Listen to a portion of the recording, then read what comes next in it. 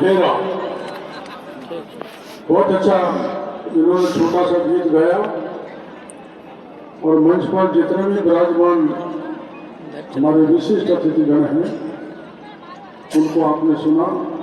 मंचस्थ सभी अतिथिगणों का मैं हार्दिक अभिनंदन करना चाहता हूँ, विशेषकर हंसराज जी का।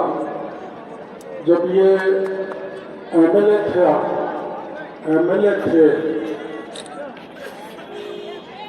उस से पहले उस दौरान सीमेंट फैक्ट्री का मैंने आंदोलन किया था।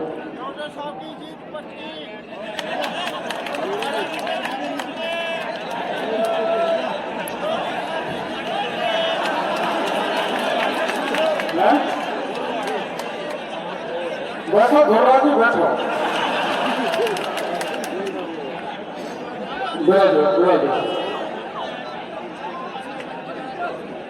तो मैं लाठीचार्ज में घायल हो गया था।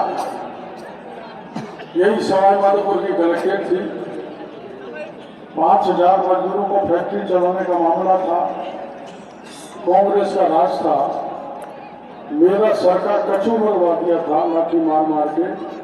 मेरे को मरा छोड़ गए थे, लेकिन मेरे को विभिन्न अस्पतालों में इलाज कराना पड़ा। और उस समय हंसराज जी एमएलए थे, जो उनके क्वार्टर में रहा। इनको इन्होंने मेरे साथ अपने बेटे के बराबर व्यवहार किया, पारिवारिक व्यवहार किया, अपना समय निकाल के आए। इसके लिए मैं इनको बहुत बहुत आभार प्रदर्शन करना चाहता हूँ। और दिया जी भी आई हमारे उत्तराखंड से, देवभूमि से साक्षात देव आशीर्वाद देने के लिए मेरे को आ गए। इनका मैं बहुत आभारी हूँ का। और सुनो भाई, लंबे पूरे भाषण तो क्या दूँ, लेकिन मैं गुंडागर्दी बहुत है ना, बहुत ज्यादा है ना। आपको एक घटना याद है कि हाउसिंग बोर्ड में दिन दहाड़े करीबन 10:30 बजे एक धर्म विशेष का व्यक्ति आया और रिवॉल्वर की नोक पर एक घोड़ी पे सवार है, वो थोड़ी देर चुप हो जाओ,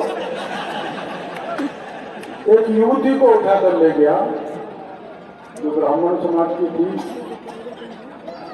हालात क्या है कानून की वो मैं बता रहा हूँ। वो थाने पर गया, थाने ने कहा कोतवाली जाओ, कोतवाली ने कहा एसपी के पास जाओ, कोई नहीं मिला उसको। मेरे को भगवान ने भेजा उसकी सेवा करने के लिए। मैं कलेक्ट्रेट में घूम रहा था। यहीं की घटना है हाउसिंग बोर्ड की। और कैसे महिलाओं की रक्षा के लिए मैंने काम किया है, मैं मेरी ज्यादा आत्म प्रशंसा नहीं करूंगा। मैं 200-250 करताओं को लेके, महिलाओं को लेके, यार बीच में तू बिगड़ जरूर डालेगा, तेरी आदत है। मैं चला गया,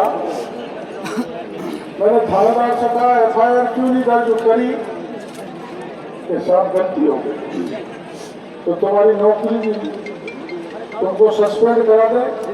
महिला थी, मैं मर जाऊंगी साहब, मेरी अभी शादी हुई है। तो आप इस बात का अचंभा करोगे कि मैं थाने पे 2 घंटे तक 250-300 कार्यकर्ता और 20-25 ब्राह्मण समाज की महिलाओं को लेकर बैठा रहा। आपको अफसोस होगा इस बात का कि सवाई माधोपुर से जब दिल्ली जाने वाली ट्रेन हो, जब बम्बई कालबाजारी वाली ट्रेन हो, जब जयपुर वाली ट्रेन हो, सबको एसपी ने रुकवा दी। अगर लड़की बरामद नहीं हुई तो डॉक्टर केवललाल हमको खा जाएगा। और मैं इस गर्व के साथ कह सकता हूँ कि ईश्वरदा से आगे उस युवती को बरामद करके पुलिस ले आई, हमको दे दी, ब्राह्मण समाज को दे दी। लेकिन चूंकि वो अपराधी मुसलमान था अपहरण का मुकदमा दर्ज होने के बाद भी उसको दानिश सबरान ने आज तक गिरफ्तार नहीं होने दिया। पर सुन लो पुलिस वाले, अब यह डॉक्टर चुनलाल घूम रहा है, या तो कर लो, नहीं तो सरकार आएगी जब तुम्हारा भी इलाज करेंगे, वो भले भरोसे का भी इलाज करेंगे।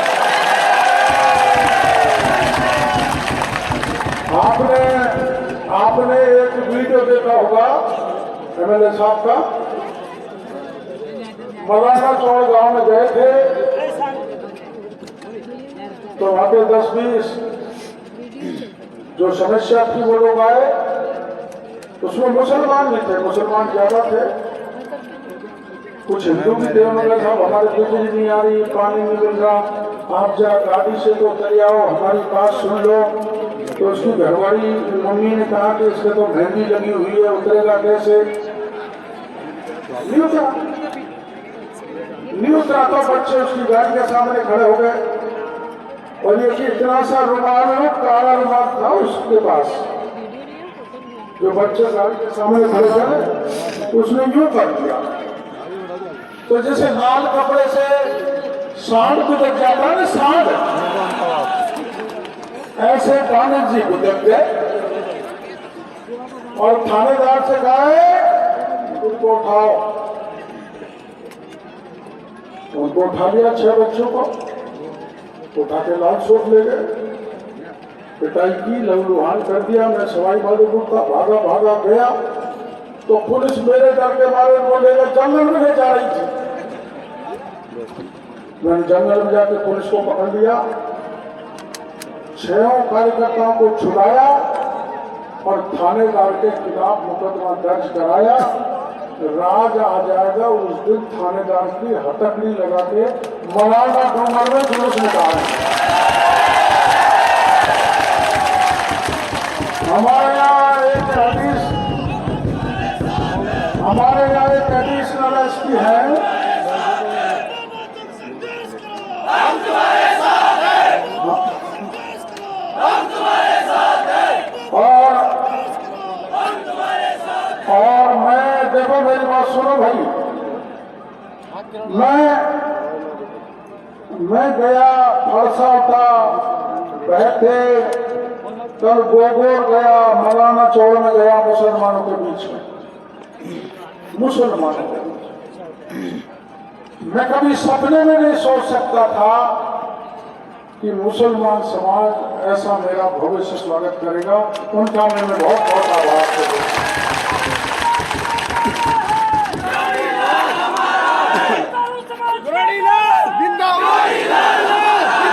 बच्चों से बात की, मुस्लिम समाज के बच्चों से, ये सूरवाल में कोने पे बच्चा लोग वो चलाता है खड़ी, कैसा मेरे को बुला के ऐसा कुटवाया जो पूछो मत।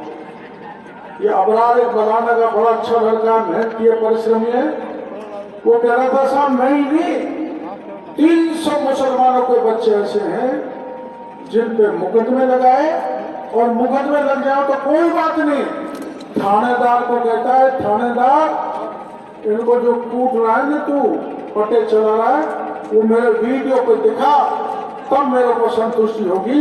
ऐसा अपराधी स्वभाव का एमएलए सवाई माधोपुर में कोई भी नहीं बना, उसका बाप भी नहीं बना था। तो अत्याचार है ना, और इस अत्याचार, इस गुंडागर्दी से पीछा कौन छुड़वा सकता है? मैं छुड़वा सकता हूं। और मैं जब एमएलए था, मंत्री, तो वन विभाग के लोगों ने गणेश जी की परिक्रमा बंद कर दी।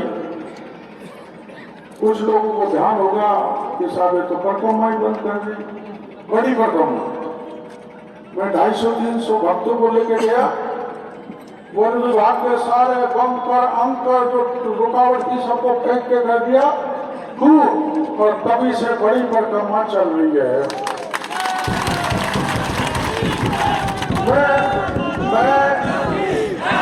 मैं पर किसी प्रकार से हमला बर्दाश्त नहीं कर सकता, ये मेरे स्वभाव में है।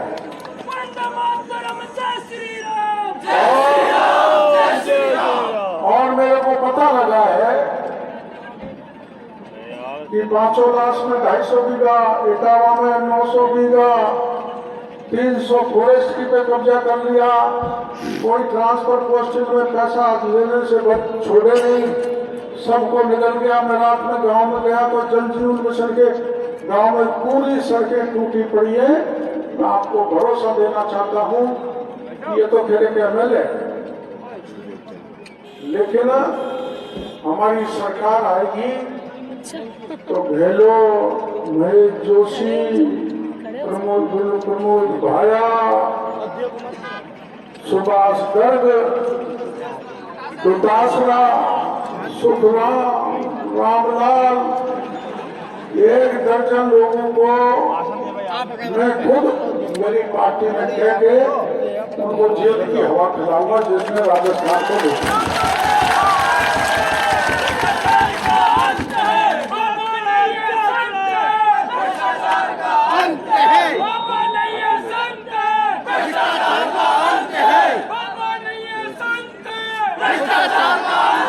लोग कहते हैं अरे डॉक्टर साहब तो मीणा की बात करते हैं। देखो भाई मेरी बात सुनो,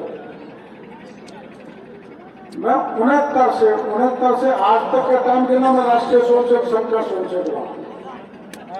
मैंने वहां देशभक्ति सीखी है। हमारे वहां संघ की शाखा पे गीत गाया करते थे, नहीं चाहिए पद यश गर्मा, सभी चढ़े माँ के चरणों में। हमसे अभी अखबार वाले, मीडिया वाले का परसों हमारा वो हो रहा था हनुमान चालीसा, तो ABP का पत्रकार पहुंच गया तो मेरे से कहने लगा कि आप भी मुख्यमंत्री की लाइन में हो क्या? मैंने कि भाई मैं तो कई लाइन में लगता ही नहीं, और वैसे भी मेरी उम्र 72 साल की हो गई। लेकिन हमको संघ की शाखा पे गीत गाया करते थे, पथ का अंतिम लक्ष्य नहीं है, सिंहासन चढ़ते जाना, लिए समाज सभी समाज को आगे है बढ़ते जाना। सब समाज को लेके आगे बढ़ना है, आदर्श समाज खड़ा करना है और भाईचारा बढ़ाना है, समरसता बढ़ानी है। इसलिए अभी कुछ दिन पहले ये नार घुस गया था पूजा के घर में, खवा में, वो मर गया। मेरे को पता लगा, मैं भागा आया। मैंने फॉरेस्ट के अफसर बुलाए, कुछ लोग भी थे वहां पर, बाकी के सब अफसर थे। नीचे चल जाने साहब इसमें कोई प्रावधान ही नहीं है। मैं कि प्रावधान करो, वरना अब तक शेर कम से कम 27 लोगों को यहाँ खा चुके हैं। तो वो तो गुजर था, उसकी विधवा रो रही थी, छोटा सा बच्चा था। 25 लाख रुपए दिला के, नौकरी दिला के घर बनवाने का वादा करा के मिला था। और यहाँ मेहरबानी हमारे प्रधान बैठे हुए हैं, और अभी हमारे ये कह रहे थे उत्तराखंड वाले MLA साहब और दूसरे नेता कि प्रियंका गांधी ये कहती है मैं लड़की हूँ, लड़ सकती हूँ। तो आपको पता है 250-300 कार्यकर्ता सवाई माधोपुर के प्रियंका यहाँ आई हुई थी, एक मूक बधिर बच्ची के साथ अलवर में गैंगरेप हो गया था। मेरे को पता लगा कि प्रियंका सवाई माधोपुर में वहां चलते, हम घुस गए होटल के पास, उसको बताया गया कि एक साक्षात टाइगर आ रहा है, छोड़ेगा नहीं। तो पीछे के दरवाजे से भाग गई। तो ऐसा होता है क्या? राहुल की बहन, सोनिया की बेटी, राजीव गांधी की बेटी, सवाई माधोपुर के 250-300 टाइगर 8-10 बच्चियां भी थी। हम गए पीछे से भागते। राजस्थान में जब अत्याचार होता है तो वो शब्दावली कहाँ चली जाती है जिसमें कहा जाता है लड़की हूं तो लड़ सकती हूँ। तो राजस्थान में जो अत्याचार हुए तो वो प्रियंका गांधी उनके लिए लड़की क्यों नहीं है। भीलवाड़ा में हुआ था, गुर्जर समाज की 13 साल की बच्ची को पकड़ा, उसके साथ गैंगरेप किया और गैंगरेप करने के बाद अपराधी उसको भट्टी में तो चला के मार दिया। सोनिया गांधी या प्रियंका गांधी क्यों नहीं आई। हमारी पार्टी ने उसको न्याय दिलाया। मेरे नजदीक के डोरा भी में भोजपुरा गांव में रात को मीरा समाज के एक बच्चा घुसा, एक बैरवा की बेटी को उठाया, उसके साथ रेप किया, गोली मारी, जब गोली से नहीं मरी तो तेजाब छिड़क दिया, तेजाब से भी नहीं मरी तो कुएं में डाल दिया। कहाँ गई वो लड़की जो कहती है मैं लड़ सकती हूँ। लड़की है मैं लड़ सकती हूँ तो आओ ना राजस्थान में। मैं गया ताज लगाने वाले थे, मेरे को पता लगा उसकी डेड बॉडी को लेकर इंदौर में 3 दिन तक थाने पर बैठा रहा। अपराधी गिरफ्तार हुए और उसको भी 20 लाख रुपए दिलाए, उसका मकान बनाया। अरे भाई साहब गांधी की बात आपके भूखना में और वो भगवा में पुजारी को भगत आग में डाल दिया, तेल छिड़क के मार दिया। मैं आया था और जब यहाँ न्याय नहीं मिला तो मैं 100 पुलिस थी, एसपी वहां पर था, सारे फोर्स थी 150-200 की। उनके आगे से महुआ से डेड बॉडी को रात में उठाकर मुख्यमंत्री के दरवाजे पे लेकर रख दिया शंभू पुजारी का। एसपी कहने लगा साहब हम तो यही थे, हम गाँव के ले गए। मैंने यही अगर तेरे को पता लग जाए तो मेरा नाम डॉक्टर प्रयोजन कैसे बोले।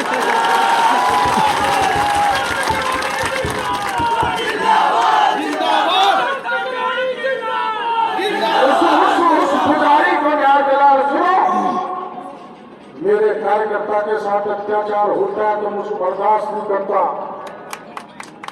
हमारे यहाँ गजेंद्र सिंह जी आए थे ERCP की वार्ता करने के लिए और हमारे गंगापुर में जो रामकेश मीणा उसको तो जानते होंगे आप, वो कहता मैं हिंदू नहीं तो तू तुर्क है और हिंदू नहीं है तो तू सोते देव में शादी कर ले।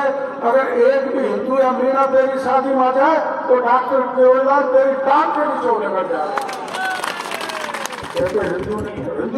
हिंदू नहीं है क्यों कहा कि मुसलमानों के 20,000 वोट मिल जाए, उनसे तो भले हनुमान जी की मूर्ति तुड़वा लो, वोट मिल जाए, तुष्टिकरण हो जाए, वोट मिल जाए, हम MLA बन जाए। और MLA क्यों बने, लूट ले।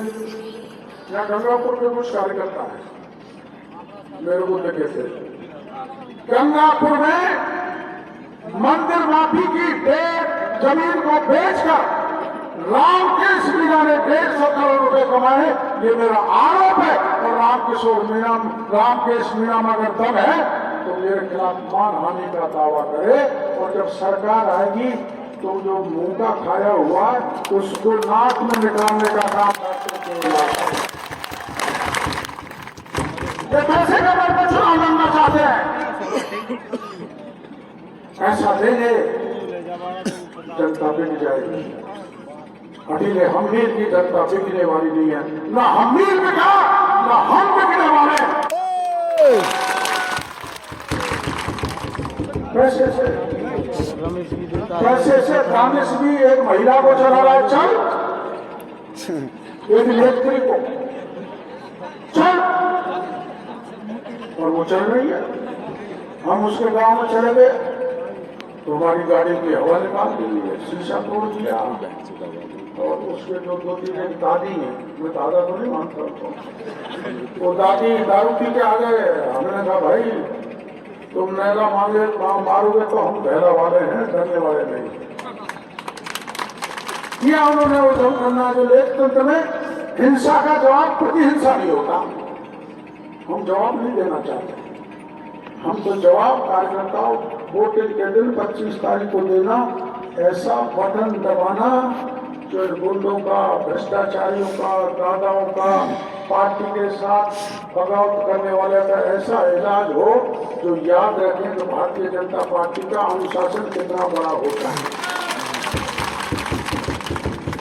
अब कानून की स्थिति बेहतर बनाना चाहते हो ना आप लोग, बनाना चाहते हो? तो ये बताओ किसके फोन से थानेदार या एसपी कहो जाएगा? दौड़ता देखा है तुमने? किस किसी ने देखा है एसपी पुलिस को दौड़ता हुआ?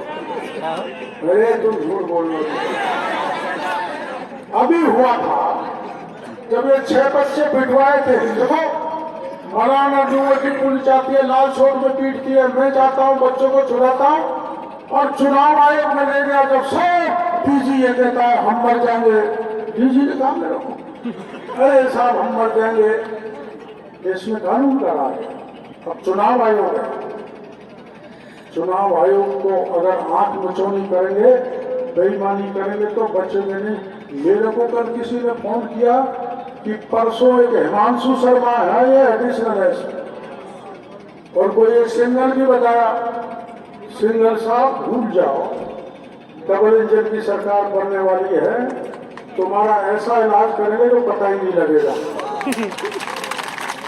हिमांशु क्या कहता है कि दानिश रिपीट हो रहा है, दानिश रिपीट हो रहा है। एडिशनल एसपी बताए यहाँ पर कोई चुनाव आयोग की सीआईडी भी होगी यहाँ पर। आप उस हिमांशु को समझा देना, एसपी साहब डीजी साहब, हिमांशु को ही हम सक्रिय बना देंगे, पता ही नहीं कोई क्या होगा। हमारा कार्यकर्ता डरने वाला नहीं है, पिटेगा पीटेगा मरेगा, लेकिन बूथ को नहीं छोड़ेगा। अगर गलत करने की कोशिश की तो जो गोली चलाना, हमारा कार्यकर्ता गोली खाने के लिए तैयार रहेगा, लेकिन बूथ कैप्चर नहीं करने देगा। जिंदाबाद जिंदाबाद। और सुनो, कभी आपने पोल का रिपोर्ट देखा है क्या? पोल हो गया,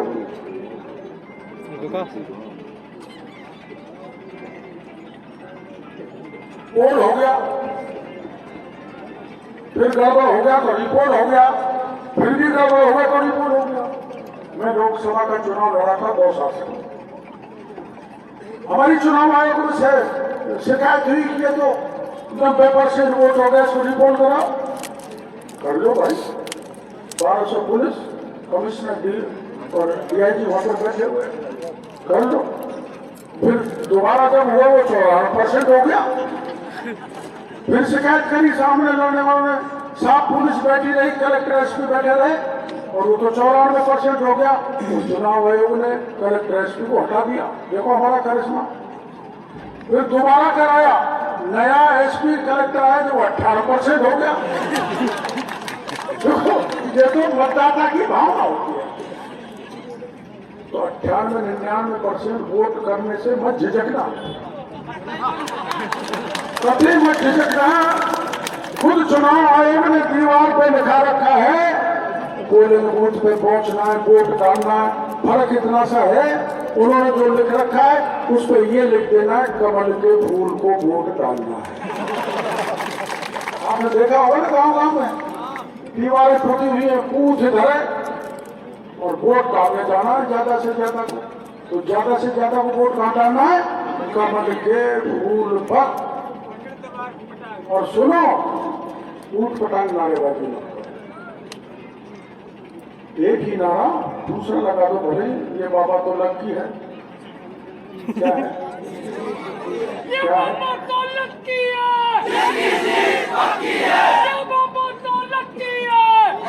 इससे का महत्वपूर्ण ये है, हाथ जोड़ के कहना है वोट कमल वोट, ये अपन को कहना है। और सुन लो भाई, अभी ये हमारे कुमार जी बोल रहे थे, मदन जी प्रजापत जी, कि ऐसा कोई मुद्दा नहीं बचा जिसके लिए मैं सड़क पर नहीं उतरा। पार्टी का निर्देश था, मेरे को इंचार्ज बना दिया था पार्टी में कि रीड पेपर लीक हो जाए चाहे कुछ भी हो जाए, आमागढ़ कोई हमारा झंडा फाड़ दिया था, झंडा फाड़ दिया था ना आमागढ़ पे, और मूर्ति तोड़ दी थी महादेव जी की। वो 1200 इश्यू में कोई वह राजा रहा था, हिंदू राजा था भी ना। तो हमने कहा हम झंडा फहराएंगे। झंडा फाड़ के पैरों के नीचे रौंद दिया था कांग्रेसी वालों ने। ये सनातन धर्म का विरोध करते हैं। इनका जो INDI है वो कहता है सनातन तो कोरोना है, डेंगू है, मलेरिया है, इसको खत्म करो। उनसे अपन चुनाव लड़ रहे हैं। मैं रात के 3 बजे पहाड़ पे चढ़ा, 8 कार्यकर्ताओं को लेके 7.5 किलोमीटर ऊंचा लंबा पहाड़, वहां सांप वहां, घोड़ा वहां, पैंथर वहां। लेकिन हम क्यों बचे? में सदा भगवान का आशीर्वाद रहता और हमने झंडा फहरा दिया। झंडा फहरा दिया।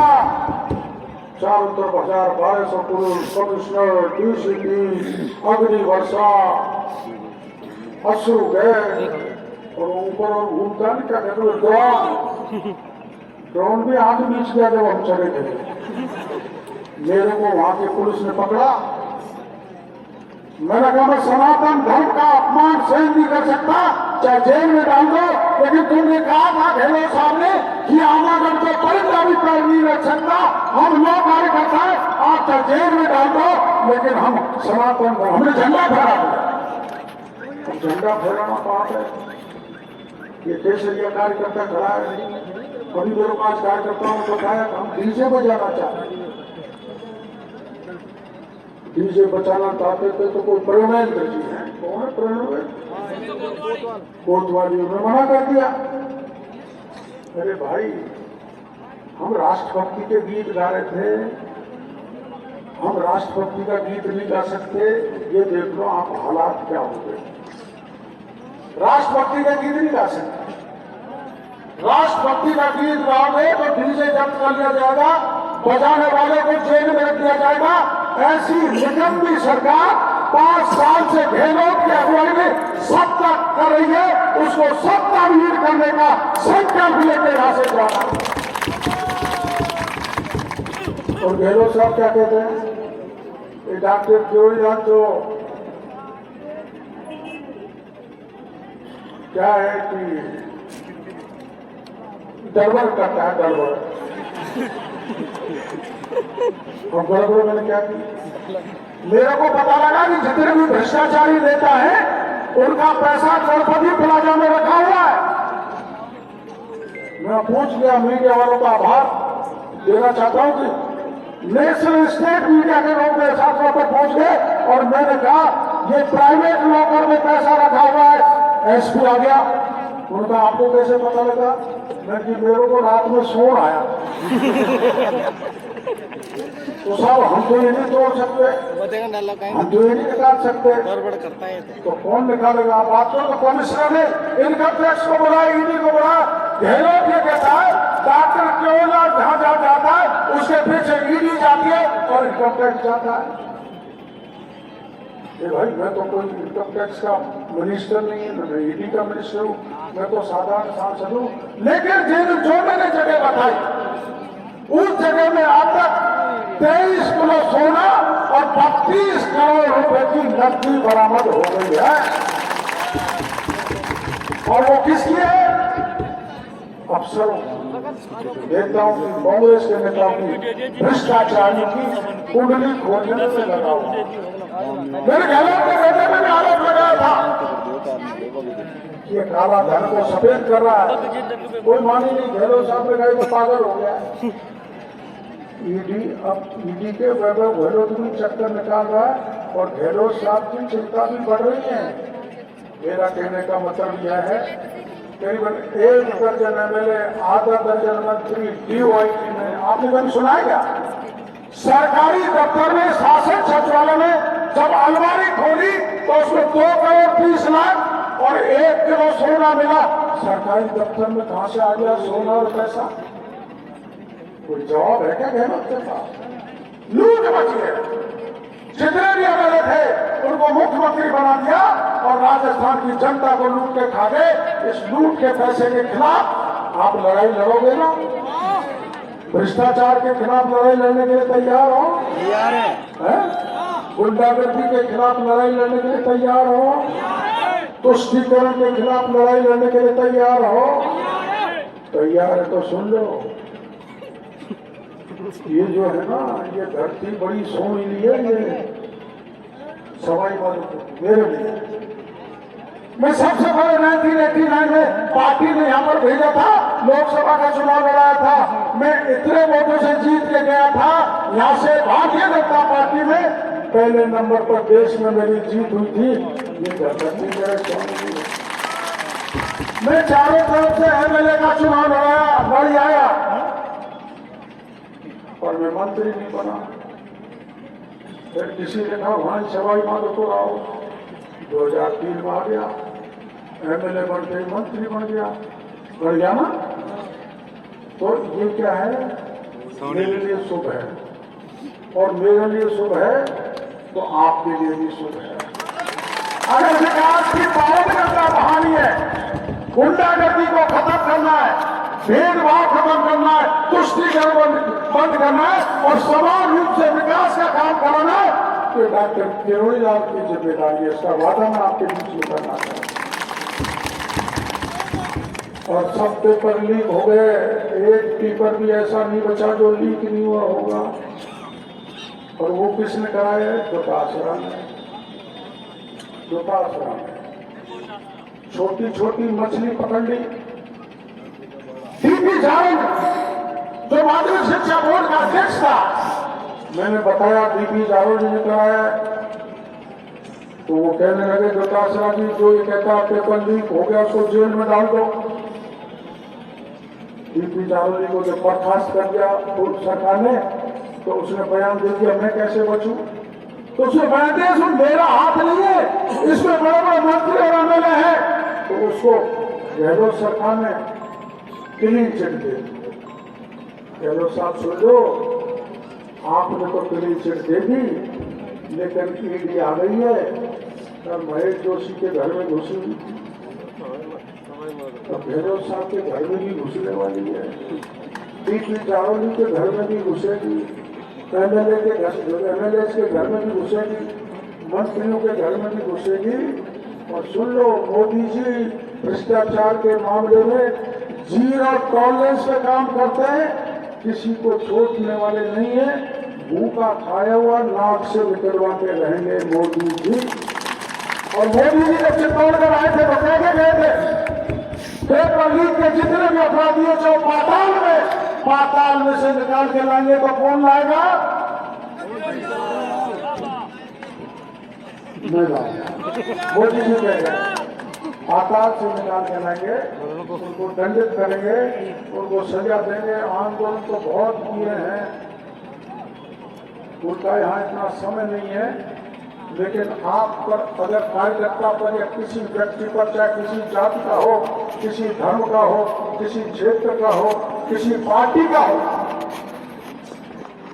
आधी रात पर भी बुलाओगे तो धड़क के आग में कूद कर उस कार्यकर्ता की मदद करूंगा।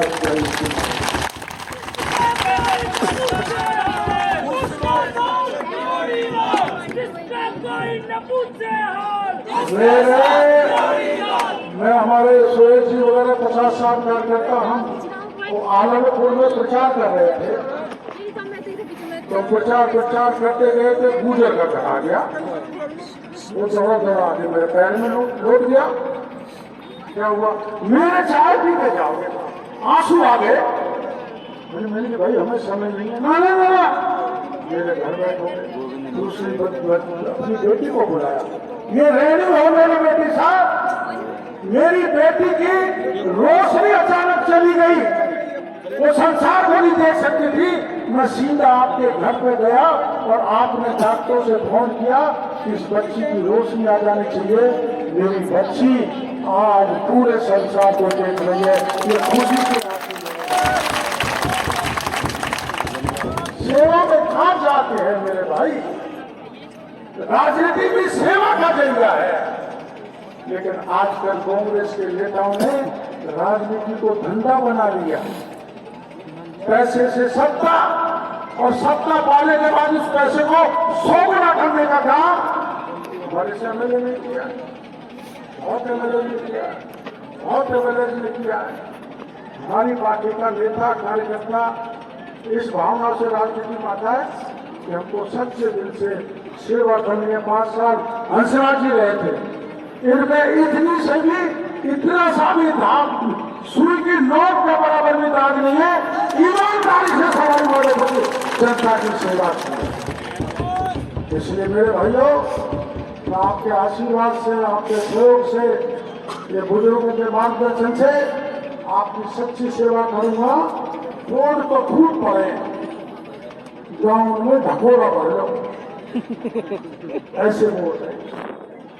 अब कार्यकर्ता की जिम्मेदारी बन जाती है कि जनता का मन बन गया है कि 100% वोट डॉक्टर केवलराज को दिया जाए। लेकिन आप कार्यकर्ताओं से मेरी अपील है कि एक एक मतदाता को निकालकर बूथ को पहुंचाकर कमल का बटन दबाने की जिम्मेदारी आपकी है। और सुनो भाई, आप सबके बीच में आशा जी से मैं प्रार्थना करना चाहूंगा। मेरे को 72 साल की उम्र हो गई, 75 साल में हमारे रिटायरमेंट दे देते हैं, 70 साल में मेरा रिटायरमेंट हो जाएगा। 5 साल का ही तो है मेरा काम।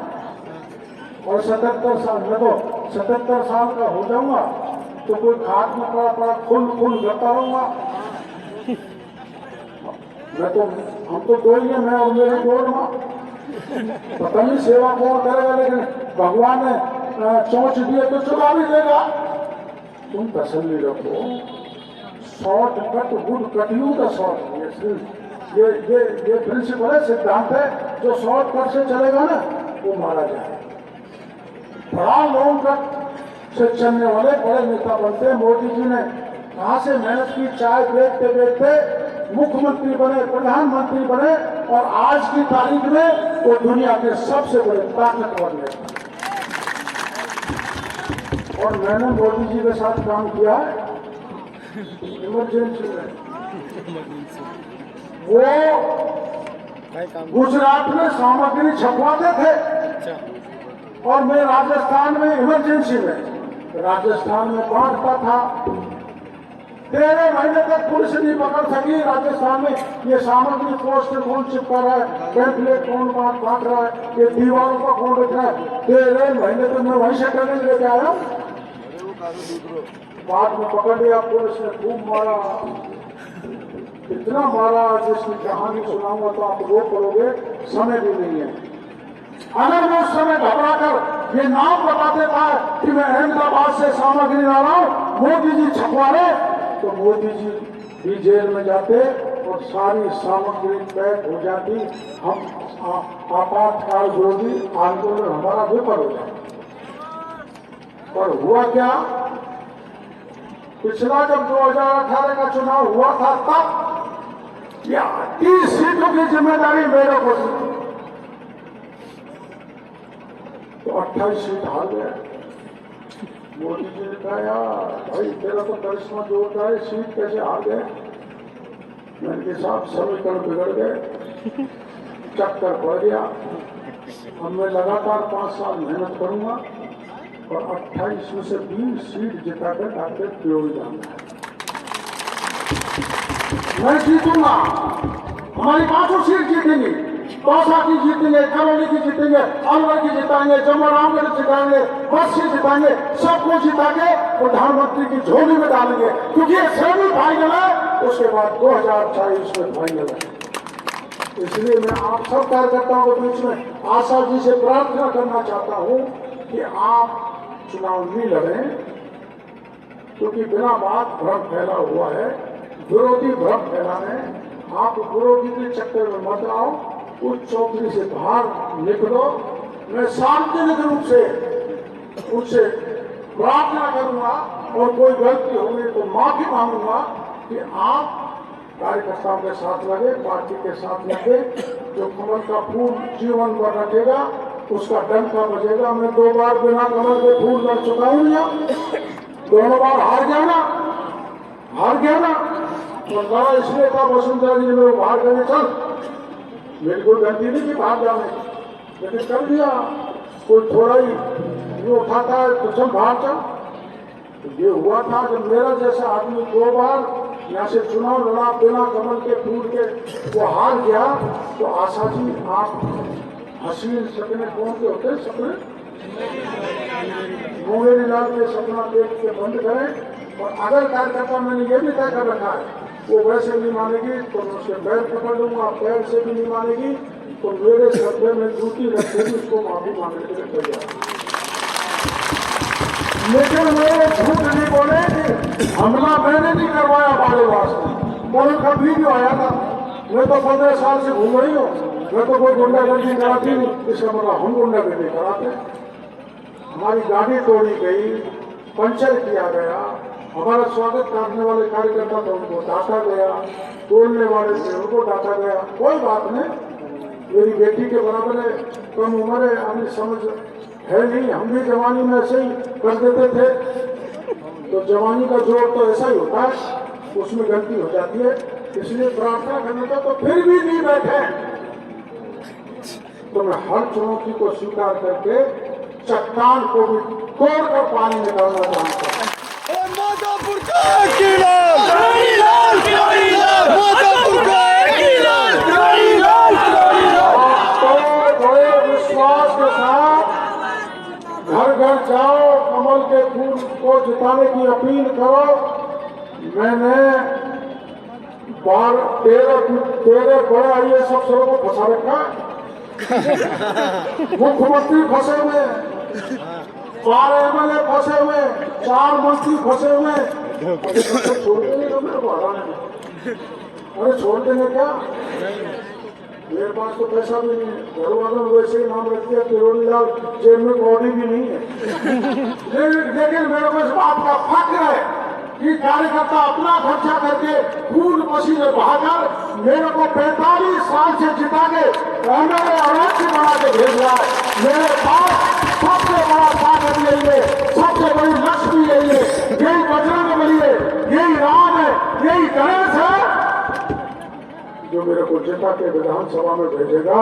गहलोत साहब या दूसरे नेता या दानिश साहब या वो ब्यूरोक्रेट पैसा कितना भी भेज लो, हमारे यहाँ तो कोई पैसा देता नहीं है, पर जो दूसरे पैसा देंगे वो पैसे को भी खाएंगे, वोट करेंगे, फूल में देंगे। आपके पास